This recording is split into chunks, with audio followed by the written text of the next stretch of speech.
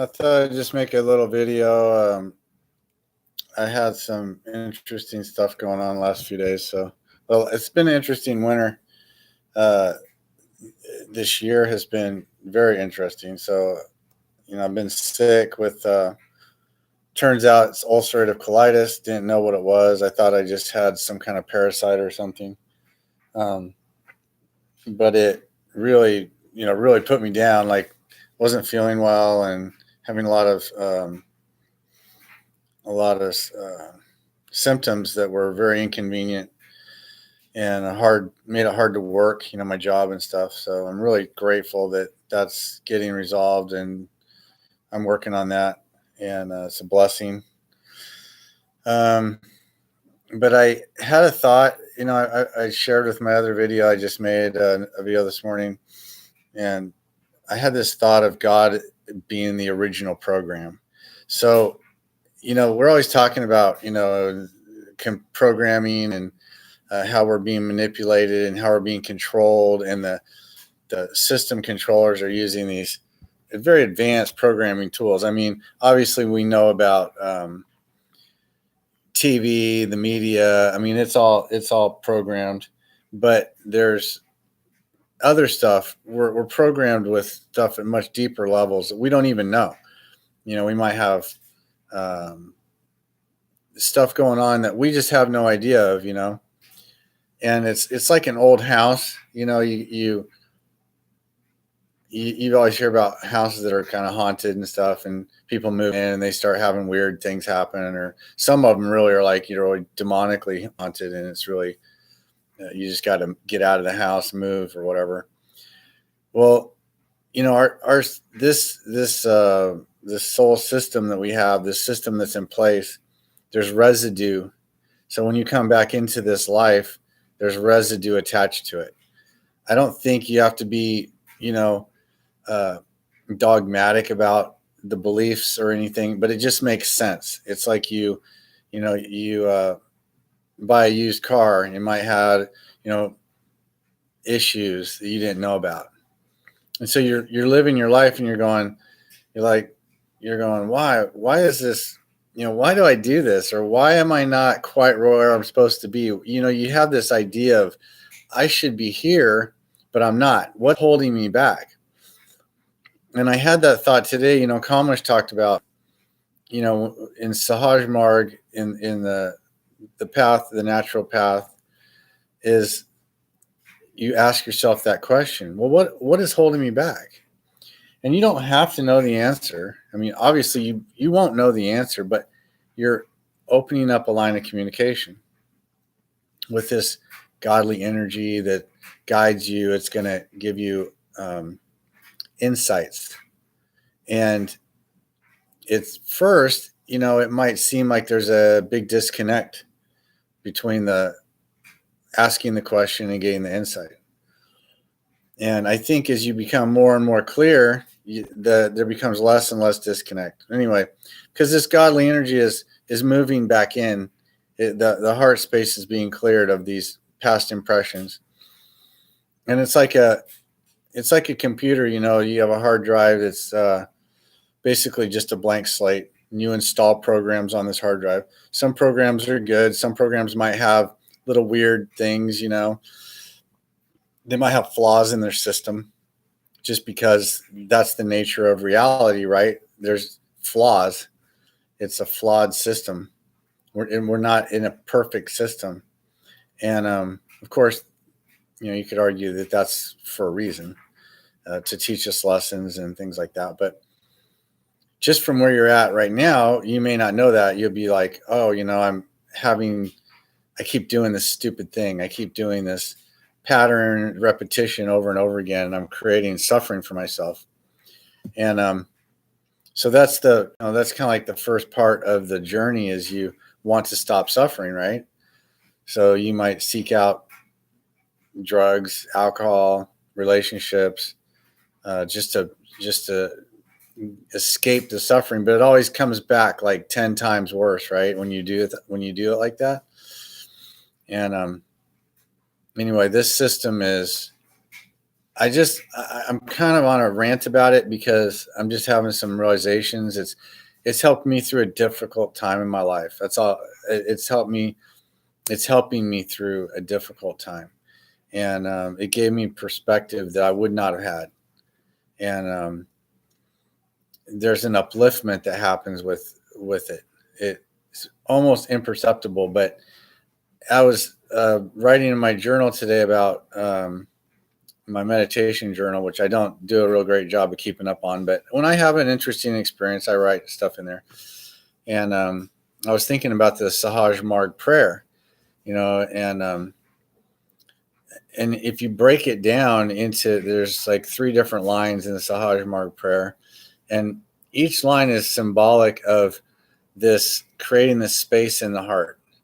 So, "Oh Lord, thou art the true goal of human life." That's the first line. And what you're doing is you're setting your intention on something.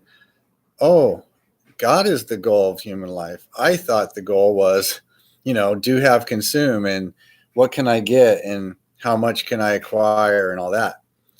And how can I make my life really comfortable, and how can I avoid, suffering. And we think that's the goal of human life, right? I mean, I did. I was raised and born on this planet just like everybody else. I think we all kind of conclude that, I'm supposed to have X amount by the time I'm this old, and then I'm supposed to have this, and I'm supposed to have all these things, material things. And so, part of the maturity process is to get to a point where you realize, oh, that's not the goal. Now, you may not know what the goal is, but you start to figure it out. And I kind of was figuring it out for the last 30 years. So it takes time, right? It's not something you just go. Some people, maybe they have that realization, and then it's like a light switch, and they're like, bam, I'm done with it, and I'm moved on. But you still got to work. You still got to pay the bills. You still have to do the things in life, the mundane tasks. And so that first line, you're setting the intention. And it's so critically important, because it gives us a vision of something we didn't have before, right? I didn't know the goal of human life was God. I didn't know that. Wow, okay. That's something to think about. And Kamish would say, what's holding you back? What are the things that are holding you back from that goal? It's just like in life, I have a goal. Let's say you have a goal to save $20,000. And you go, okay, what's holding me back from saving $20,000? And you can break it down, right? You could say, well, I'm spending, this amount of money at Starbucks every month. I guess I could cut that out. And I'm spending money on a gym membership I'm not using, and I could cut that out. And and you may not even be aware. You may not even know it at the first. It's like you're mining for information, but you have to ask yourself the question, what's holding me back? And it's like magic happens when that happens, right? Because the God, universe, whatever you want to call it, divine, starts sending you information. You ask for information, the information comes. It starts to trickle through all these. It's like a canopy on a forest. We've got this canopy over us, and the light's trying to trickle through, and there's little spots where, you create with your intention this space for the light to come down. Oh, I didn't know that. Oh, I didn't realize that.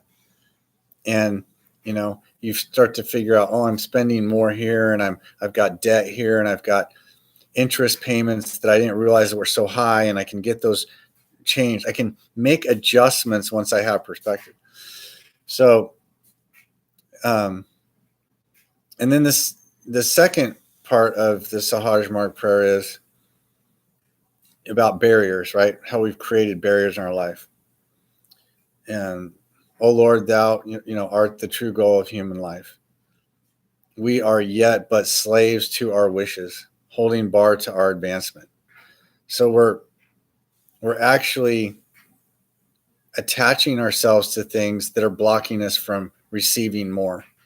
When you're holding on to things real tight, you're not able to let go and reach out and grab something else. There's that story, they talk about how they used to catch monkeys. They would put like a little shiny object in a jar that was just big enough for their hand to get in, but once the hand clenched, they couldn't pull it out. And that's how they'd catch them, because once the monkey got a hold of that, they wouldn't let go. So this is about having detachment, right? So we learn that God is the goal. Oh my gosh, I didn't know that. Okay, now I know God's the goal, but how do I attain this? How do I attain this unattainable thing, right? I start to let go. I start to do the opposite of what we've been told our whole life, that we've been told to hang on so tight and, fight to the end and never give up what's yours. And you have to, and we start to realize, oh, I can do the opposite of that. I can start to let go and nothing bad is going to happen. Now, this all happens with the assistance of this transmission. The transmission is key because the transmission is holding you in a safe space. You feel that, it's something you have to experience. And people who do the meditation, they experience it differently. And I was talking about my other video. It feels like, to me, it feels like this like soft effervescence, this soft, like, I guess a breeze, but it's the softest you could even imagine it. And you actually might think, oh, I'm imagining this, but it's perceivable, at some level you'll perceive it. And I feel like sometimes I'll get like little pains in my chest when the energy's coming through, maybe a spot that's blocked, the blockages, getting stuff coming through. Had a lot when I first started, lots and lots of like, just felt, not pain, but you can feel something in your chest. And so that's the second part, is learning to have this detachment and clearing space. So let's say a visitor is coming to visit you and you get your house cleaned up. You start thinking about, oh man, maybe I should dust off the fan. It looks pretty bad. And I should get those boxes moved, and I should make them a nice room and put some little vase with little flowers in it for them, or whatever, make it a receptive for them, because they're coming. You're excited, right? You haven't seen this person in a long time. And you want to clear the space. You want to clear the space of all the debris, so that when the guest arrives, they feel welcome. They're not feeling like they're a fifth wheel. And that's what we're doing with this process of cleaning. We're clearing out the cobwebs. We're clearing out some scars, the impressions. They're like the junk in the house that we just got to move it out. It's not serving a purpose anymore. Now, our mind cannot perceive of that, right? We don't know what all the blocks are. We don't need to know. That's not important, because this godly energy, once we start receiving it, it automatically clears the stuff. We can just sit back and go, okay, practice detachment. Okay, practice the things that I can do. Practice letting go. Do I have to hold on to this? Do I have to have an anxiety attack about this? I have a choice. I can have an anxiety attack about it, or I can not have an anxiety attack about it. I can make the choice to do something different. Does it mean perfection? No. You might have a fight right before the house guest gets here. You might be so stressed out, you're trying to get the house so perfect, and then your kid walks in the house with muddy shoes or something. So this is just the nature of the relative. But our intention is set. We're creating a space for this divine energy.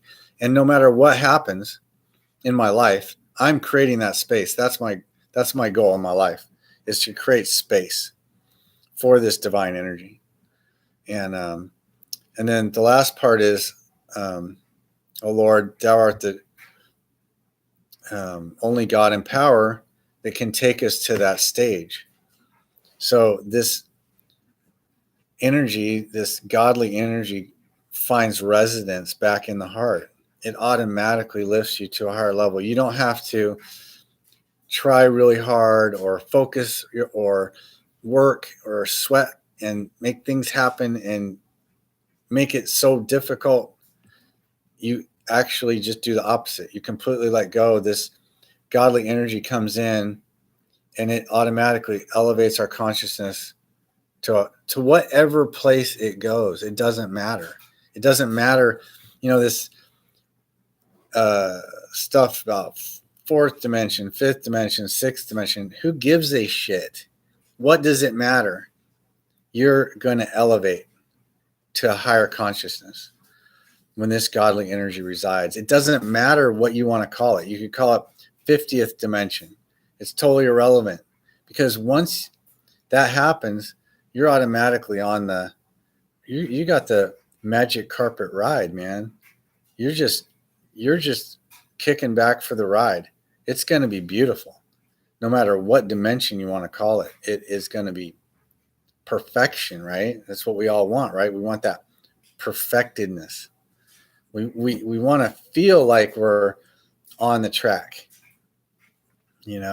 Things.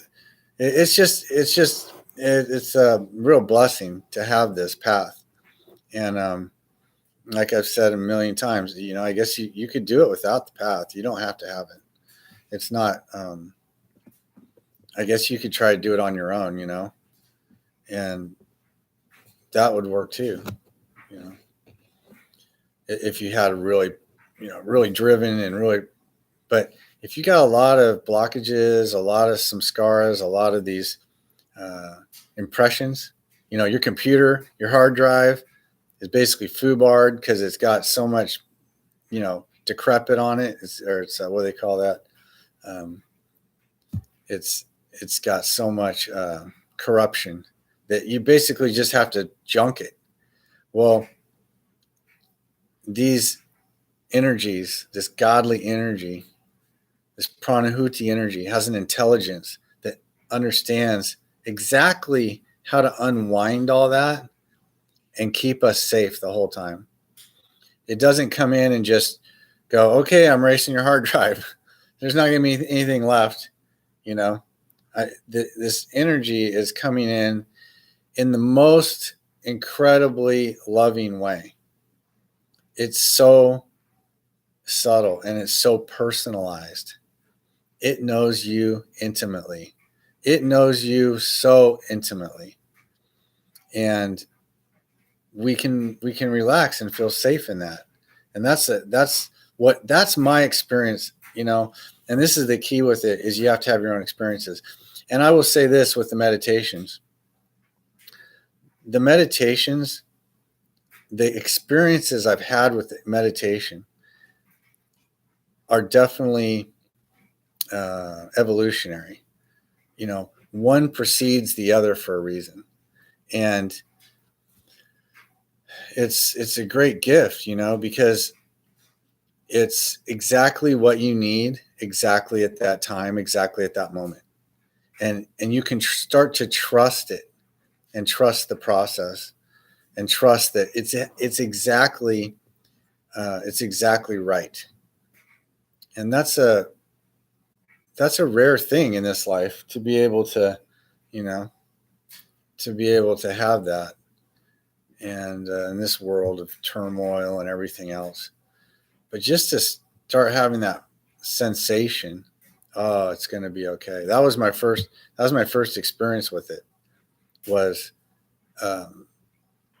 just this anxiety release. Like I had a huge release of anxiety, because that's like, it's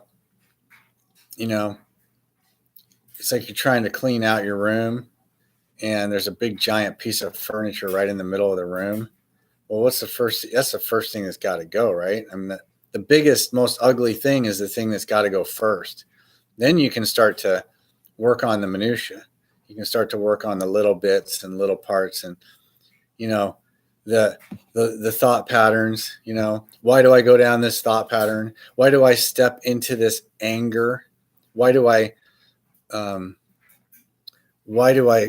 step into this whatever emotion? Just insert whatever your emotion is. Everybody's got their triggers. Why am I being triggered by this?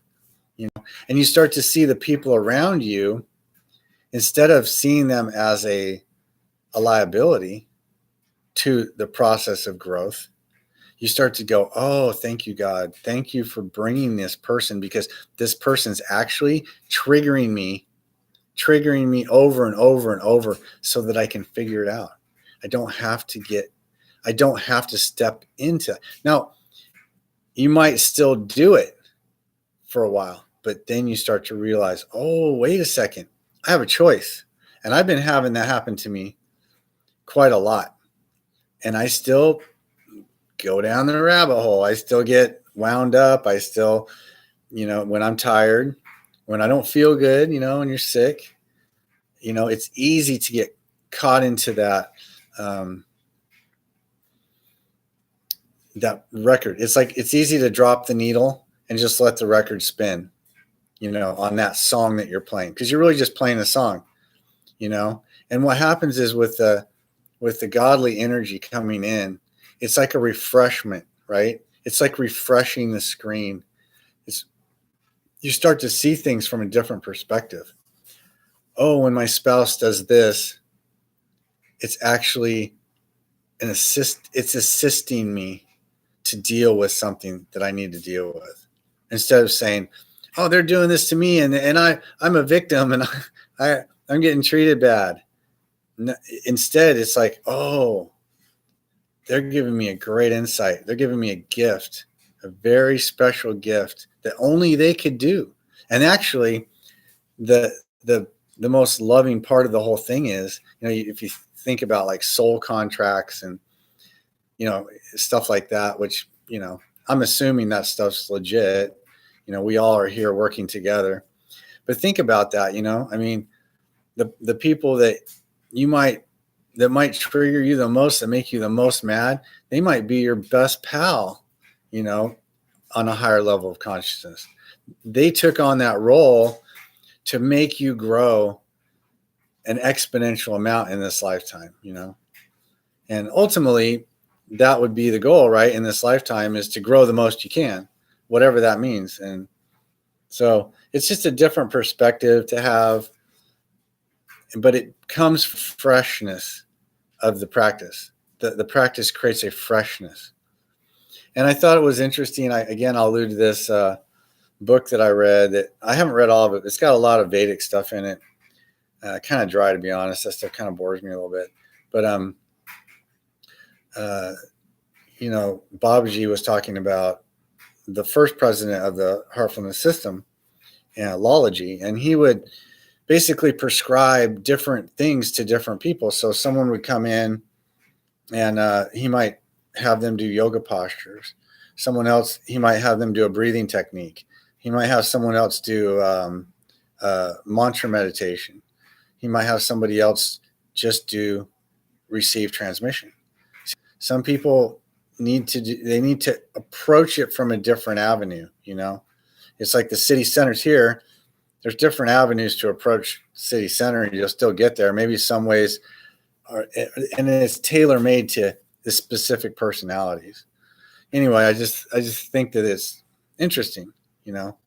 Now it's just transmission, but I was looking in the magazine, Heartfulness magazine, and they were talking about, pranayama, and they were talking about which are the breathing techniques, and they were talking about yoga postures and things like that.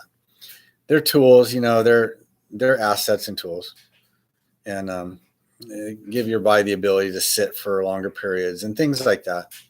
But the transmission is the highest. That's the highest level. And anyway, just thought I'd share that stuff. It's kind of been on my heart to talk about. Hope you find it useful. And if you haven't, Heartfulness, I mean, it's free online. It's really amazing. I mean, and some people don't. Some people it may not work for some people. It's just they're not ready or whatever. Or maybe they're too advanced. Maybe they're so advanced that this system would not even help them. I don't know. But if you're just wanting to be your best version of yourself, and you're tired of just doing it yourself and feeling like, it's you against the world, I would say try it, because you definitely feel an upliftment. You feel like something's helping boost you up. And that's my experience anyway. And everybody has the potential to get out of that level of suffering, that's caused by this do have consume uh, insanity that's going on, right? I mean, we're the world is just totally nuts. It's really just completely gone insane, and this is a way for me to deal with all that in a really positive way. So anyway, blessings to everybody, and I hope you have a good day.